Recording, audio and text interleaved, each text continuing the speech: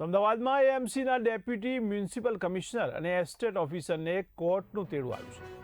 અમદાવાદના ગુમામાં ખેતી જમીન પર ગેરકાયદે બાંધકામનો મામલો, જેમાં મિર્ઝાપુર ગ્રામ્ય કોર્ટે કારણદર્શક નોટિસ જારી કરી છે। તો નાયબ કલેક્ટરના આદેશ બાદ પણ બાંધકામ દૂર ન થવાનો આક્ષેપ કરાઈ રહ્યો છે। તો શ્રી ફાર્મ 808 પાર્ટી પ્લોટ અને 9 દુકાનો મુદ્દે વિવાદ છેડાઈ ગયો છે। તો ફોટો અને વિડીયોના પુરાવા સાથે કોર્ટમાં ફોજદારી ફરિયાદ કરાઈ છે। તો બીએનએસએસ કલમ 223(1) હેઠળ અધિકારીઓને સ્પષ્ટતા કરવા તાકીદ કરાઈ છે। ત્યારે આગામી સુનાવણીમાં એએમસી શું ખુલાસો કરે છે તેના પર સૌની મીટ મંડાઈ છે। તો અમદાવાદમાં એએમસીના ડેપ્યુટી મ્યુનિસિપલ કમિશનર અને એસ્ટેટ ઓફિસરને કોર્ટનું તેડી આવ્યું છે, જેમાં ખેતી જમીન પર ગેરકાયદે બાંધકામના મામલે આ તેડું આવ્યું છે। ત્યારે ગુમામાં ખેતી જમીન પર ગેરકાયદેસર બાંધકામ કરાયું છે, ત્યારે મિર્ઝાપુર ગ્રામ્ય કોર્ટે કારણદર્શક નોટિસ જારી કરી છે।